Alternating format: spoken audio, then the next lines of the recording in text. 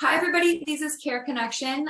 Those of you joining online and in person, we're so happy that you came today, and we will have resources available after the presentation. If you need some more information, I can send you their contacts, which are up on the screen right now, if you didn't get a chance to write them down. First, I'm going to introduce Kenny, who is an experienced elder care consultant and senior placement specialist with in-depth knowledge of senior care and different senior community placement options. His philosophy is to meet the needs and wants of the family he's worked with, while also earning the trust and respect from his clients. He treats each older adult with empathy, compassion, and dignity. Kenny is also a certified senior advisor, which encompasses the physical and cognitive changes of aging, along with best practices in communicating with older adults, quality of life choices, and advanced care planning. He is also knowledgeable in the financial and retirement programs for retiring with healthcare, and honors ethics of working with older adults. Tanner, welcome Tanner, and his company Loving Home help guide seniors on how to age independently at home. Loving Home Care develops and empowers professional caregivers to assist seniors' essential life, health, and hygienic needs. This includes the activities of daily living, as well as assisting seniors in staying connected to relationships, hobbies, passions, and routines that make life rich and rewarding. Tanner is both a certified dementia practitioner and Alzheimer's disease dementia care trainer with the National Council of Certified Dementia Practitioners. He is also a Gallup certified strengths coach, and he loves empowering the Loving Home Care team to overcome challenges and to build deeper relationships through strengths-based coaching. He has a master's in the New Testament theology and a bachelor's in international business from Biola University. Tanner and his wife live in historic Uptown Whittier, where they love serving and engaging their community. So welcome. Thank you. Yep, thank you. I'll say to everyone, Kenny is one of the hardest working individuals in the senior care consulting space, and it's very appropriate that he sets the tempo for us here this morning. So Kenny, I'll have you go ahead with reviewing kind of what the goals are for today, and I believe you're the first part of the presentation. Sure. Thank you, Tanner. Thank you, Allison, everybody, for being here. I'll keep this fairly brief. Ask questions as you go along. If something just comes up, you're not going to hurt my flow. I've done this before, and I've done this a while. And most importantly, I love what I do. So who are we and what are we going to do? What are our care options? That's one of the most important things. What's our care options? What exists? What is right for that individual? I talk to all my clients, older adults and the adult children. And the first thing I ask is, what are your needs and wants? That's the most important thing for me and Tim. And we try to meet those needs and wants in the setting that we can do professionally. What's cost? It's got to be one of the most important questions, if not the most important question, right? How can you pay? What if I don't have enough? Is there other ways to do it? Why most people will age in place and use Tanner's services. Why do people relocate to senior communities when they do? By the way, the percentage is roughly, Tanner, right, 80% will age in place and roughly 20% will move to some senior community, give or take a few percentages. Sorry about that. We already talked about what I did. So let's go to the next screen. We're fine. You can pass that. We talked about that. The road. Which road was one to take? I mean, and if we're talking about people who need care, if you're fully independent, then you don't. Like right now, I'm independent. One day I might need care. I'm going to have to decide. My mom, who lives in Florida, she is going to age in place. That's already been decided. We discussed it. She has money put aside for a caregiver if she needs it, which she's proactive, but she is taking the left path for sure. To whatever's best path for you based off the scenario parameters, financial care needs, what have you. We'll talk a little more about that later.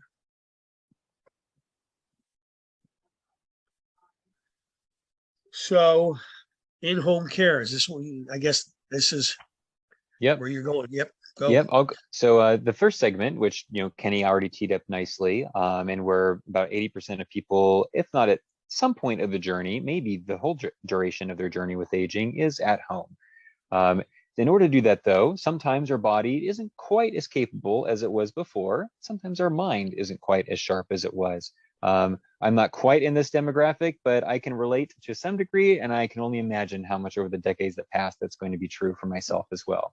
But words that describe home care, just kind of synonyms, might sometimes be called in-home supportive care, or as you see in the first bullet point, custodial caregiving. The idea is that these terms create kind of a distinction between another term that's used called home health care. And in that sense, that is normally what you get as a short-term prescription after a visit to the hospital. You essentially have the nurse, the physical therapist, and the doctor's appointment that comes to you and provides that check-in or follow-up appointment, perhaps after a surgery or after fighting off a pretty significant hospital stay. But custodial care or home care, excluding the health part, is where somebody is there to be with you for longer segments of the day and to help you with the activities of daily living. Typically, when you're looking at how to budget for that, the most common way that you can compare apples to apples is looking at what the hourly cost would be. A couple things to keep in mind. This is a little different from state to state, so I will acknowledge that I'm not the expert with what things are in South Carolina. I know in California, things tend to be more strict, but they say that because these are not registered nurses, there's some limitations on the medication space of what they can do.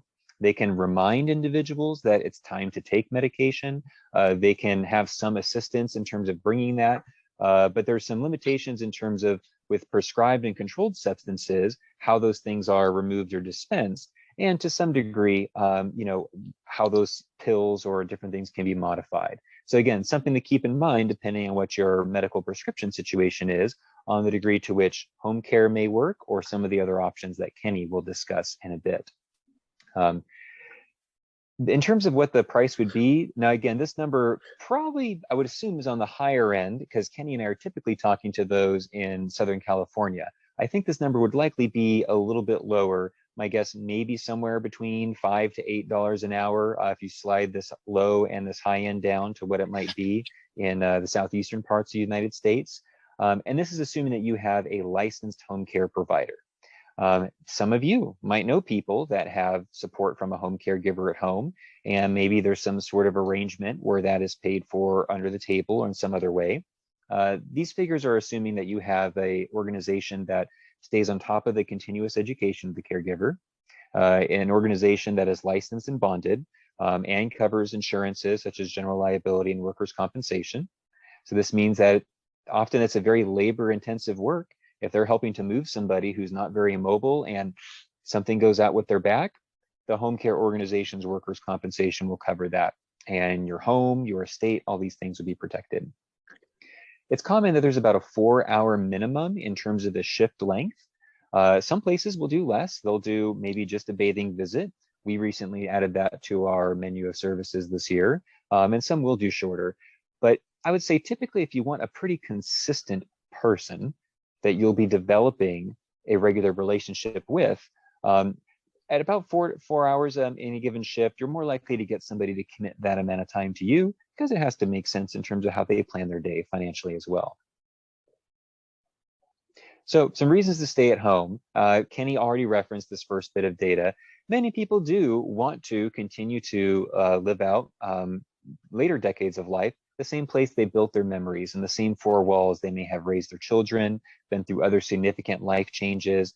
A home is just a familiar place. 80% of respondents to an AARP survey, so again, multiple surveys all kind of confirm the same thing, that home is not just what they prefer, but also can be a safe place.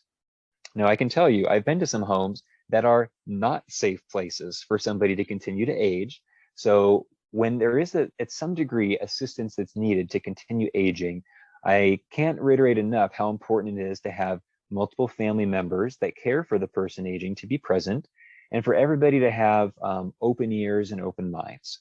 There might be some things that need to be rearranged furniture-wise. You know, as much as you really adore the gorgeous front porch of your home, there might need to be some things like grab bars or ramps or assistive devices to make sure coming in and out is safe. Because it doesn't do any good to not have a place safe if it results in an injury, and then you can no longer stay and enjoy that home that you've enjoyed for so many years. So what are some of the top reasons that are typically going through people's mind as they're considering why they should age at home with the help of a home care aide? Well, first is maintaining independence. There's a fantastic book by the authors whose name is David Soley that I've read years ago, who helped me understand what it's like for myself in the future and for many of those that are aging when they reach those phases. And there's often two kind of goals that start to enter into life in those later decades. One is the desire to maintain control. We've been independent for our whole life and want to be able to do that. And in many ways, it's as long as doctors and psychologists would all determine that you are still of sound mind, anyone at that point is, you know your body well, and it's appropriate for you to have that independence. Another part is the life review process. What is the legacy of my life? What impact have I made? And there's many ways that remaining in the same community with the same network of relationships, the same neighbors, being connected into that communal space can keep you in those relationships where you can see the legacy of what your impact in the community has had for many years. Second, and that also speaks to community connections. But community connections can also go beyond your neighborhood. There may be regular involvement at a religious group, such as a church, perhaps friends that you see on a regular basis, heading down to whatever sports club you might be, as someone who's aging, might be a part of. When one stays at home, these regular rhythms of life remain undisrupted as to a higher degree, and the recurring relationships that have been established can be continued. Third, balancing budgets. Now, every family situation is different. You have to look at what the specific needs are, what the budgetary needs are, and then preferences, I say, would be the third thing. But oftentimes, if people need just a little bit of assistance, it is certainly going to be more affordable to have a person come provide in-home care for 20 hours a week than it would be to move into many different facilities. However, if the needs are far more intensive and you need people for many of the hours of the week, then of course you reach a crossing point in that chart to where there is some significant economic savings that come when somebody chooses to move out. So again, knowing what your needs are, home care can, if it's on the lighter end, be the more economical of the two. Fourth, care can be tailored to individual needs. That's just the nature of having one-on-one assistance. Whatever somebody does need, they really co-create that care plan with the home care organization down to, by each half-hour mark, what should be done and what shouldn't be done during that time. Fifth, prevents home detachment. There's any transition of life can have an emotional element to that transition. And when somebody stays at home, moving is often a very big change. And being able to stay at home can prevent some of the change that might already be accompanying some difficult life adjustment to reduce physical limitations or mental limitations, life adjustment to maybe not having as much of your community around. Then lastly, it may help in slowing memory loss. There's a significant amount of research that has been done, but still much more that needs to be done on the area of Alzheimer's and dementia care. But typically, the more stable someone's environment is and the less disruption, the more it could possibly help with slowing down that, if that applies to somebody's case. I can add this anecdotally. During the first year of the pandemic, the disruption to life that came from people needing to isolate and be inside their homes, I had spoke with many families that said, my mother or my father's cognitive capability, if it was going at a certain trajectory, a clip, it significantly took a nosedive during that time, again, due to disruption. And there were many stressors that came in 2020 that contributed to that as well. This chart just also seeks to explain that there's two ways people can go about getting care at home. I referenced earlier that you have the ability to work with a licensed home care organization, or you can look to hire somebody privately. Perhaps there's a family friend. Perhaps there's the friend of a grandson or a granddaughter that it's a perfect fit for them to work a certain number of hours around their school schedule and to assist an aging senior with things that they need. So what are the differences? First, when it comes to hiring, If you work with a professional company that already has an available team, a team that they've trained, then if you need care to start, they can often plug somebody in there quickly. And they have a bunch of people with different skills that could be matched to work with your specific need. I can tell you, and for those of you that are still, have been recently retired or maybe have people in the workforce, hiring in America has become a whole new challenge ever since the pandemic. And if a family is going to hire help, again, perhaps you have a family friend that could easily slide into that. But if you do not, there's a significant amount of time and even money that can go into that. Where do you find people these days? You could, of course, get the sheet of paper with the little tear-offs at the bottom and put those around the neighborhood or in a local senior center. But this day and age, many people are looking for work online. And many of those platforms require you to pay to advertise, to simply say, I'm looking for a home care aide. So budget and time and how quickly you need assistance, and even just the stress that can go through meeting a bunch of people, can be something to factor into the decision. Second, insurance and liability. A professional home care company will have fully paid insurance and will absorb the liability of injuries to that person that could be sustained on the home. If you're hiring someone privately, we strongly recommend you speak with your home insurance provider and other financial counselors. You want to make sure that if there is an injury that takes place, that you don't have any of your financial assets jeopardized through that process. And you want to get a full picture of knowing that the person you're caring for can be taken care of as well, if should they need medical treatment from anything that results from working in the home. Third, compliance. Again, this might fluctuate from state to state. I know out here in California, there is a high compliance environment, and there are actually specific legislative packages and laws that look to regulate the in-home care worker space. A professional company stays on top of that and makes sure that their employees are abiding by it. If you don't, there's a risk of lawsuits that are not related to injury, but could be related to, do you have a proper timesheet for this person? Does that timesheet have every aspect that the law states it should have on there? That's a significant source of lawsuits in this space, at least here in the state of California.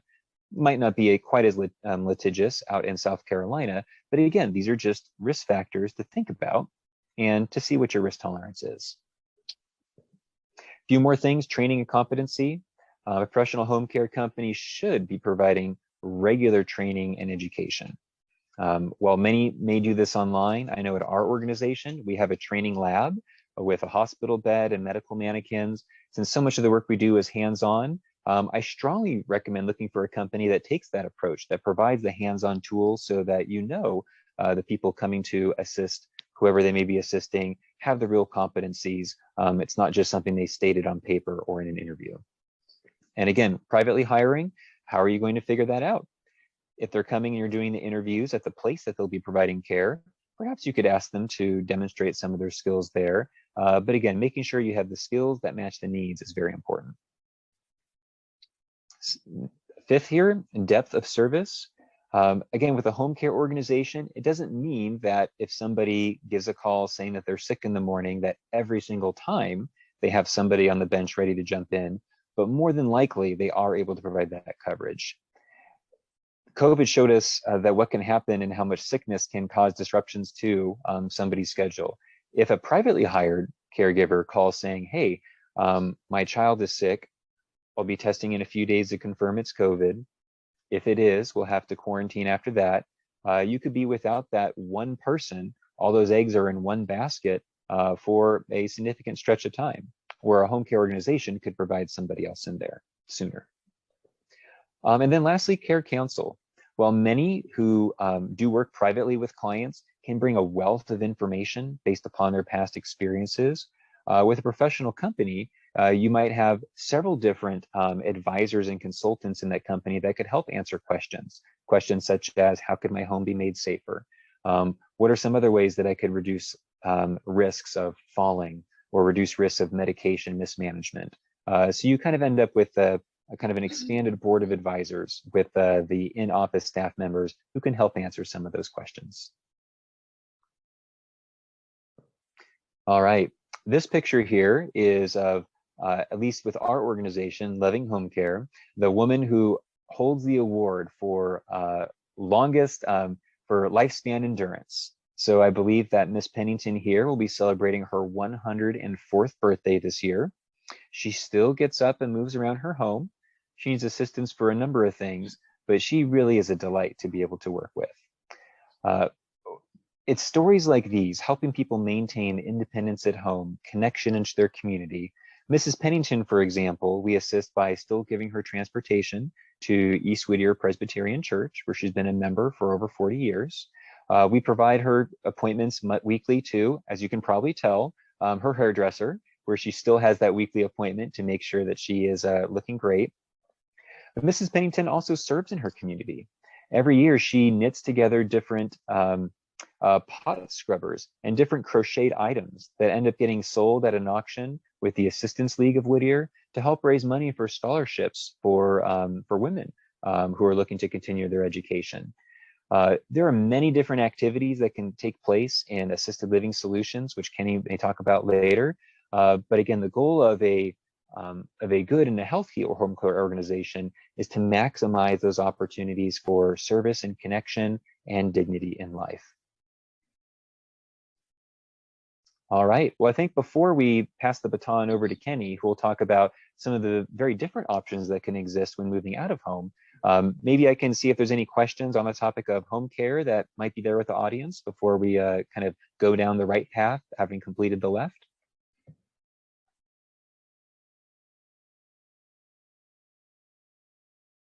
All good? Yeah. All right. Well, if you remember one, if something comes up, and it's, even if it's regarding Tanner's, just please interrupt and Tanner will be glad to answer it.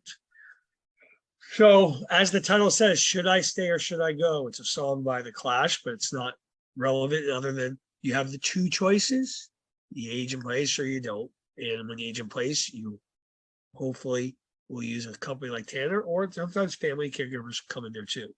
But if you don't and you want to move on, then there's different options out there depending on your needs and wants, as I say again. So independent and assisted living, they're the same building, same place. You could have, what the difference is really just the person, those needs of those activities of daily living. There's 8 of them, from showering and grooming and changing, dressing and getting out of bed and eating and ambulation. So it's the same building and you're independent there. Even if you're assisted living and you need help with 4 hours of showering, right, and changing clothes there, you're just independent in different homes. So you can keep your independence no matter where you are, in the sense that you're independent minded, but you're going to need some care, whether they're there or home or there. And it shouldn't change your outlook in life. It just, our needs change, right? Especially physically. And they do cognitively, and I'll talk about that. So independent assisted living, these costs are the very bottom out here. And it could go from a private room from $2,700, let's say maybe in Richland County. I think that's your county over there. Could be maybe $2,500 up, but it could go and go and go. There could be an $8,000, $7,000 place where you guys are, and could be like the Ritz-Carlton of assisted living. You match your budget with what your needs are, and what's the difference is maybe the food's a little, gets better and a little more elaborate. There's shrimp and there's filet mignon on dinners, and there's, not just salmon, but maybe halibut. The food, the activities might be a little more enriching. The off-site excursions could be, because they do a lot of that in these places once a week. They might not just be going to the Olive Garden or somewhere to go shopping at the Winn-Dixie, but maybe going to a museum or something further along. So the prices will range drastically, but there's usually, if there's some savings, and with Social Security, there's usually some kind of option where you can still get assisted living or independent living. And like I said, the care changes, but just to give you an idea, it's 24/7. Okay. There's caregivers in the community. It's not a facility, by the way. It's a community. It's caregiving. It's not medical. 24/7. That's the difference. You don't have a one-on-one caregiver with Tanner in that world, but you have someone there, basically eyes on the prize at all times. So there's a difference there, and sometimes that's important. And from a cost point of view, to have 24/7 care in the community, not your room privately, that sometimes that works out based off your care needs and wants. So let's go to the next slide and see what we got here. So I'm not sure if you guys know what a boarding care home is. That's a house that provides the same care that an assisted living will. It's just like a house you might live in where Tanner's coming in, but there's 6 people that live there. So you have some roommates. There's private rooms and shared rooms, right? They're registered care facilities for the elderly. And you can't have more than 6, and there's 2 caregivers. So you have a great ratio of care versus an assisted living community where there might be 12 to 8 to 16 residents per caregiver. And that makes a difference. If you're incontinent, you need help, there's someone 1 room or right there for you. So people who need more care, right, it makes a lot more sense. It's much more, it's best on value, less expensive. I mean, a shared room maybe where you guys are could be $2,500. That includes everything, by the way, guys and gals. That's everything except maybe your hairdresser, getting your hair done. I mean, it's food, it's snacks, it's all the expenses of a house. So that's where you can see where the value, where it could become less expensive to have that care. Some people, clients of mine, have trouble transitioning from their house. They might have had Tanner provide care for 5 years. The care has gone up where they're just not affordable. So they need to make a financial decision, as much as tough as it is. And the older adult will not integrate, transition to a place with 120 residents, right? Even if they get their own private room, it's just going to be too much. They're not the most outgoing. All those activities aren't so important to them. They like to read, watch TV, go to their church. That's it. See their grandkids once in a while. A boarding care home could be a great option because you don't have that stress of that change. Like Tanner says, nobody likes change. I should know I don't like it. So there's a big advantage on something like that.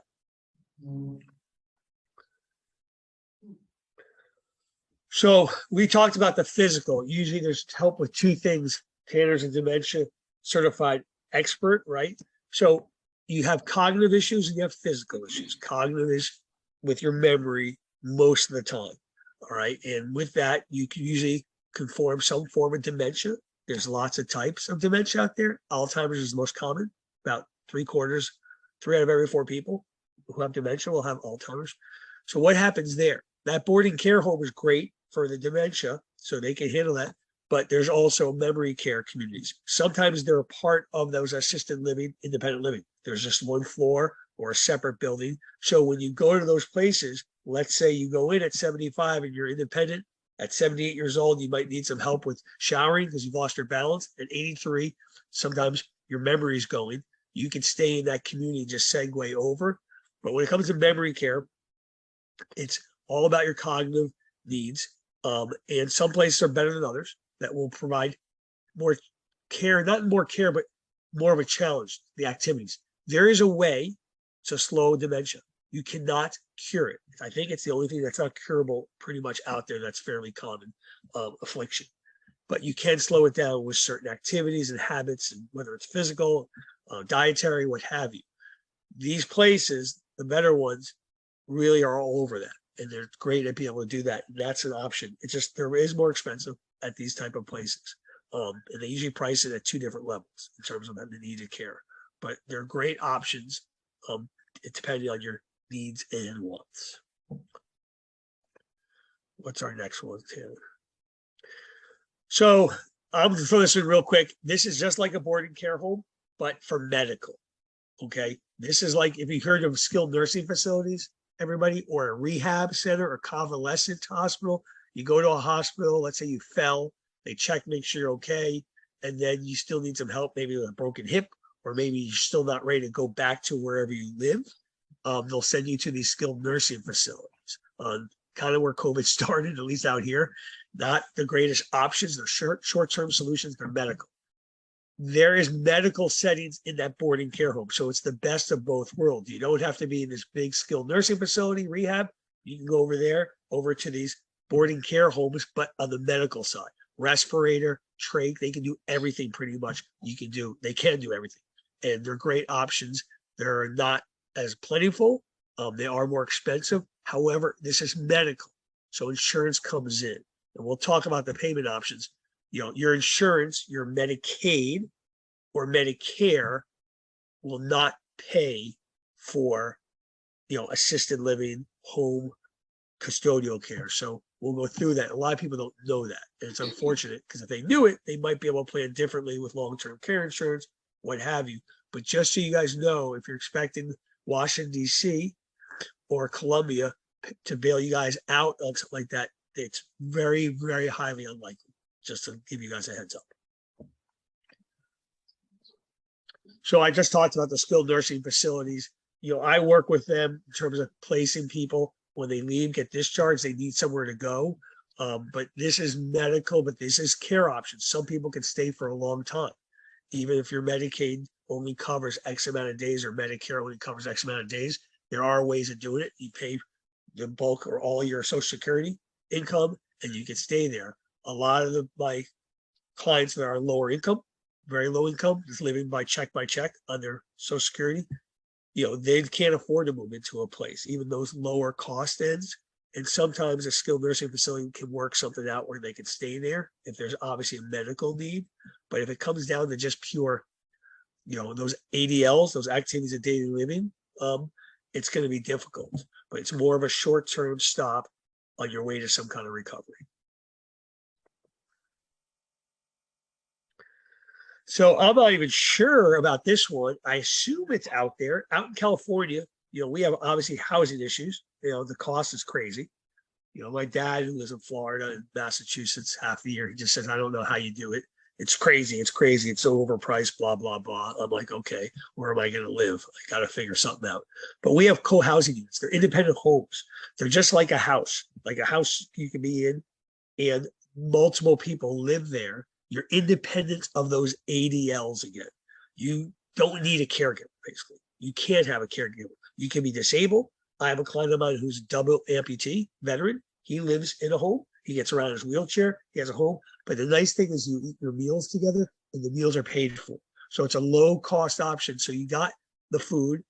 And if you can take care of yourself, in terms of your hygienic needs and stuff, you have that interaction with other people, which is so important, which I'll talk about a little more in detail, not that much detail later, but to be around other people instead of aging by yourself is a huge benefit, and it's a great cost to it. They're very hard to find because they're just like somebody renting out a room.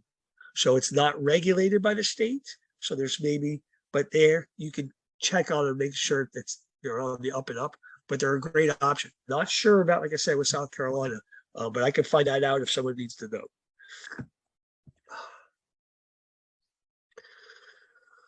So this about nursing homes, I won't get into too much other than it is paid. You get paid for. It's paid for by your insurance. That's the best thing.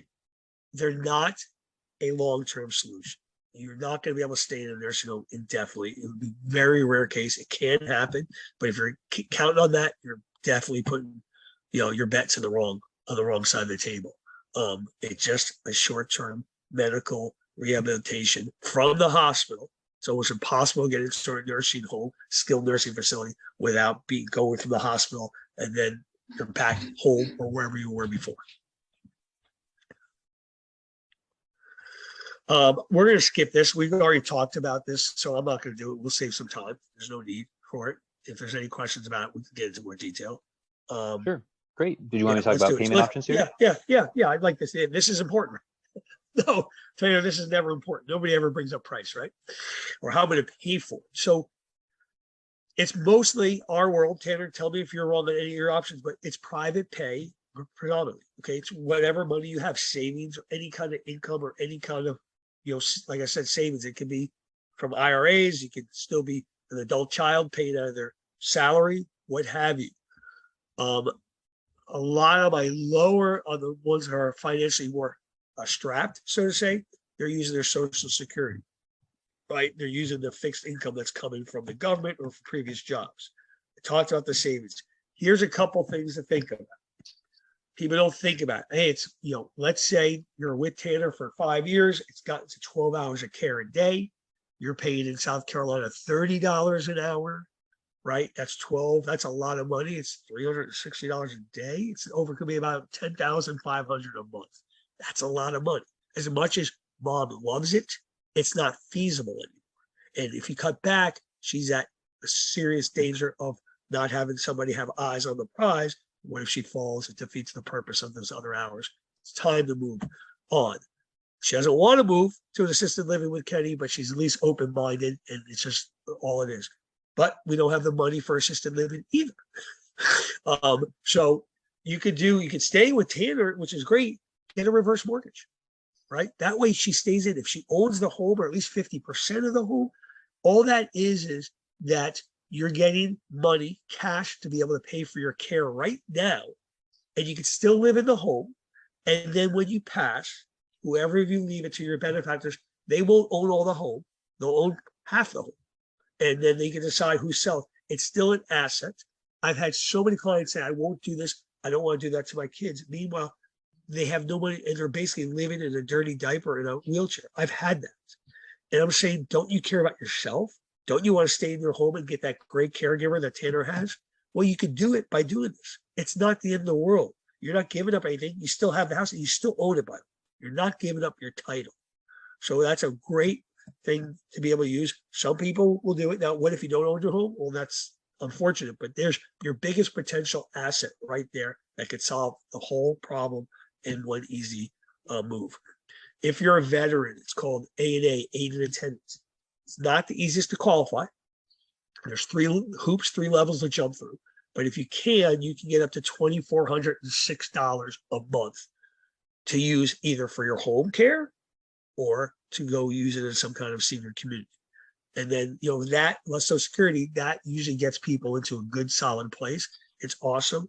If you are if your spouse passed away, you're a female, or vice versa. There's females in the service, although back in Korea War and Vietnam, a little less, now more common. But back then, if you are a widow and your spouse passed away and you were married, you can get up to $1,400 roughly for that too. So that can be quite helpful. The thing that I love the most, and there's only 6% of the US population that's 65 and older that has it, is long-term care insurance. And that is a policy that will pay if there's a need. You have to have a care need, help with at least 2 of those ADLs, or diagnosed with some form of dementia. If it does, after 90 days of being in the community or getting a care at home, it kicks in. And if you pay it like an insurance policy each month, you have to have it continuous. But 30 years ago, if you paid $50 a month, which is not that much, but hopefully some people can do it, most.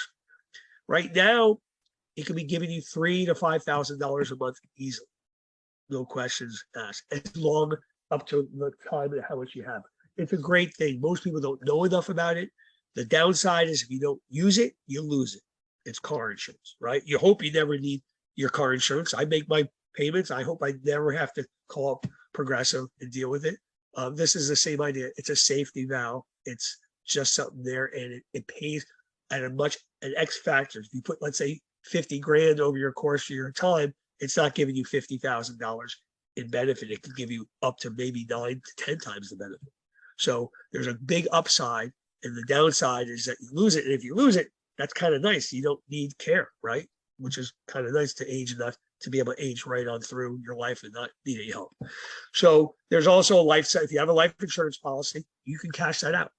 Yes, I want to leave that to my benefactors again. But once again, if you're in need now, I mean, not to be selfish, I mean, doesn't your care and your health come first over the financial gain of your children? Something to think about. If I could maybe add one piece to that, Kenny, Sure. as well. Every family is different, but I would say this, in my experience, many adult children do think it's a joyful responsibility to care for their parents, to the capacity that they have. But thinking about this financial piece and inheritance, I also see family members that have to leave the workforce because either the child's decision or the parent's unrelenting decision says you need to be one to care for me. Well, what is the financial cost of having somebody remove themselves from the workforce and then have years go by where not only are they not making that income and salary, but promotions or even just cost of living increases that come with that. And then if they are still at an age when they can re-enter the workforce, would they be able to re-enter at that level? Or might that, it's misfortunate this is the case, can those gaps in employment sometimes make an employer feel like, well, hey, because this person is not going from this income level and needs to make at least as much to go up, would they offer a lower amount?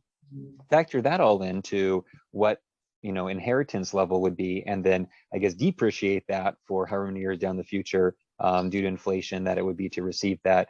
All these numbers can maybe help really put in mind health for myself, and also financial and emotional well-being for my family member is all something that needs to, when you really look at the whole picture, sometimes people can realize, yeah, my thinking might not have been as straight and linear as I thought on the topic. Great. So I like this one. I kind of can narrow it down to 4 different types of styles that I come across every day, every week, every month. And there's nothing wrong with either one. It's just everybody's different, right? And how they come up to decisions and where the urgency comes in, I guess is a good word. So the scramblers, I should be thinking as I'm hungry, I'm thinking about scrambled eggs. These people are in a crisis situation resulting from a serious injury or a quick onset of an illness. All of a sudden, something happened. Kenny, I get a call from them or through a professional like a elder law attorney or a geriatric care manager. I have a client, or maybe from Tanner, although this one would be as unlikely. Hey, I need some help. I can't deal with this, and mom just fell again, and we're done, right? Something like that. The falls can fall into 2 of these different type of people, but I see that a lot. Reluctant consenters. This is usually the older adult, not the adult children, obviously, and they're kind of pushed into making a decision. Their children, adult children, is pushing them. Mom, you're not safe there anymore. You're by yourself. It's not. They're not happy. And these could be people that are independent, right? Especially during COVID. I moved a lot of independent people, just like all of us, and they just want to be around other people. They want the social cohesion, which is very important. But sometimes they're being pushed, and they know they're declining, but they're not ready. And this is where you see the independence, like truly independence. And they associate independence with their house. And you're like, fine, but something, they're getting pushed, usually for a good reason. So the wake-up callers, these are the near misses. Maybe some people have gone through this. And this could be to leave, or this could for them to stay and get a caregiver and come in, right? This is not just, this can go for both sides of that split road that we talked about. I mean, all of a sudden, I need somebody, eyes on the prize. I think I need somebody, whether it's here or I got to go. We can't take a chance. The next time could be a big deal. Give me an example. I'm sure Tanner's got this all the time. I get it once in a while. Person fell, living by themselves, couldn't get to a cell phone. They're sitting there on the floor of their kitchen. God forbid they didn't fall and hit their head, and there's some kind of cerebral issues. But let's say it's a broken bone at worst, or they just can't get up. They've been there 6 hours, 8 hours. There's no break. How about dehydration? It starts coming in. Out here, I don't know about you guys have that high humidity. We have just flat out hot. Either way, there can't be there. So that happens. All of a sudden, someone finds out, and the adult child goes ballistic and says, Mom, you don't have a choice. I mean, we have to have someone come into the house, or we have to move. Very common. These ones are the ideal ones. They plan, like my mom, she's already planned to have someone like Tanner come into her house when she's ready. She's already set up. She's got advanced directives written down. She has it all figured out. She has money put aside. These people are wonderful for me and Tanner to deal with because they already are on board. It's just a question of when, not why. This is also the smallest percentage of the 4, by the way. Very true. I think the kind of the concluding part of the presentation, Kenny, is what does it look like in an assisted living? Or are we still going to cover this? Or no, I mean, we don't need to do it. The difference, what do you get? Like you said, what do you get in the assisted living? It's 24/7, and to hire Tanner for 24/7, it gets very, very expensive. But you don't get the one-on-one in the assisted living. So you guys have an idea. There's benefits on both sides, and there's ups and downs, pros and cons. It's whatever, again, meets your loved one or your needs and wants. And once you do that, you match it up and you make the best decision based off that.